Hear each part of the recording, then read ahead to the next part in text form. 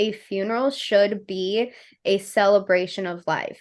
It should be a celebration that the soul finished this experience, that this was such a beautiful, unique experience to the soul, that they came here to learn the lessons that they were meant to learn. There will never be another experience like it in all of creation, and this must be honored and cherished and loved. Instead, funerals have been distorted in your reality where they are meant for the family members to grieve, because people have never been taught how to deal with their emotions, that when your loved ones passed, or if you don't have that belief in divinity, that they are eternal souls only living a human experience, then there is much grief in the loss. There's much grief in the loss.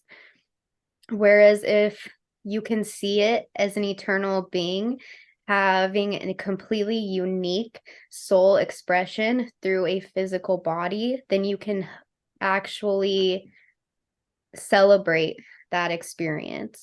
Now, I know that our soul signature frequency, the soul's resonance, does have a connection with our DNA.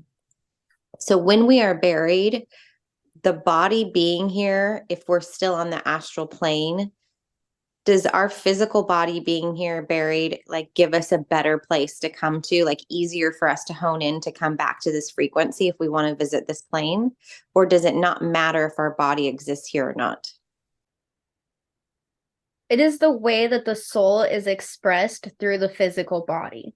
So there are different yogis that have passed where their consciousness has passed, but they were so divinely connected to their body and the soul expression within their physical body that when they chose to go into a different experience, their body still had life in it. Like their body didn't start to decompose until weeks afterwards. And when you can connect to the DNA of your body and the physicality, the soul expression through the physical body, then you can transcend the physical experience of what is known to this reality. It's beautiful. Now, if you were to choose to be cremated, would that mean that you wouldn't have a connection here to Earth and it would release you from needing to come back to Earth because it would alchemize that connection? Or would you still, if you had lessons here, come back to Earth? Because I figured if I got cremated, that maybe it would release me from my contract here. No offense.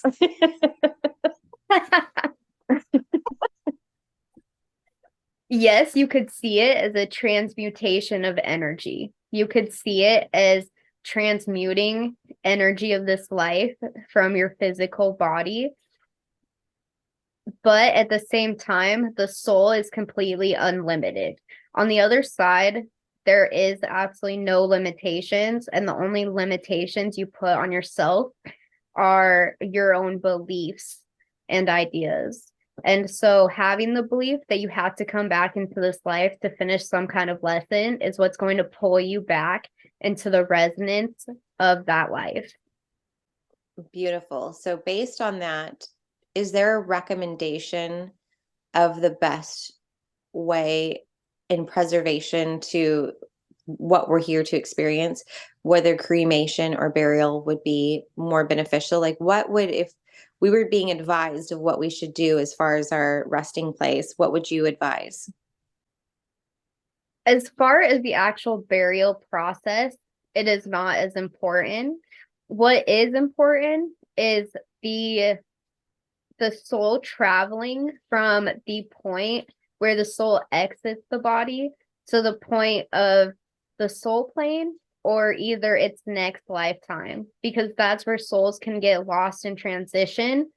And so it is important. That's why a lot of people are being called to be like death doulas and to escort souls into the afterlife. And this is something that Isis did, was she would escort souls into the afterlife so that they found the path that where they were choosing to go next. And that was a lot of like rituals and burials. It was all meant to guide the soul as it leaves the body so that they get to the place where they need to go. So the reason why you're supposed to wait at least 3 days to have a funeral when somebody passes is because that soul is still in the astral, or it could still be in the astral while it's transitioning. And if you have a funeral for it immediately, then that grief and those emotions almost pull that soul back into this reality, and it can actually get trapped or almost like lost in translation as it's moving into the afterlife. Wow, I didn't even think of that. That actually makes so much sense. Like, because it's a shock to their system, unless they're naturally detached. Like when my mom passed, she was in hospice, and you saw her progressively through the week. You could see her soul detaching from the body, the way it was, the way the process was. And I can understand how she would naturally go to the light because she had that time. But if it was a sudden death, they might be shocked in that realm and a little confused. Is that what you're referring to? Yeah, absolutely. And it's more like the people in the physical realm. If we lose somebody, if we lose a loved one, the best thing that you could do for that soul that is transitioning is almost detach yourself from the loss and send them so much love that they get to where they need to go. Instead of like being like, I can't let go, I wasn't ready for this person to leave, and being in your grief and in your trauma, what is happening is if you're not letting go of that soul energetically, it's like you're pulling that soul back in towards you and you're not letting it transition into that afterlife energetically. That makes so much sense because I don't know if you've ever, if anyone here listening has ever lost someone, but you have this natural urge to say, it's okay. It's okay. Be at peace. And it's like something inside of you just knows this intuition to naturally tell them. Like we didn't even tell my mom she was dying. Like we never said you're dying or anything like that. We just sat and loved her through the experience just so she didn't have to fear it, but you do have this natural, you want to comfort them, to relax and to release. And it makes so much sense what you're saying because it's our spirit guiding us through that process as they're going through their process and not pulling them into this realm. So I have heard before, speaking of the transition state, to if you were to pass, to be aware of what light you are going into, that there is a false light. And to me, that never resonated because I felt like light is light is light. How can it be a false light? But is there anything you can tell us about when, like, if we were to pass, is there a false light? It's not so much a false light, it's being blinded by the beliefs of your current life. So when you get to the other side, your beliefs are the most powerful thing that you have, and your beliefs to stick with you.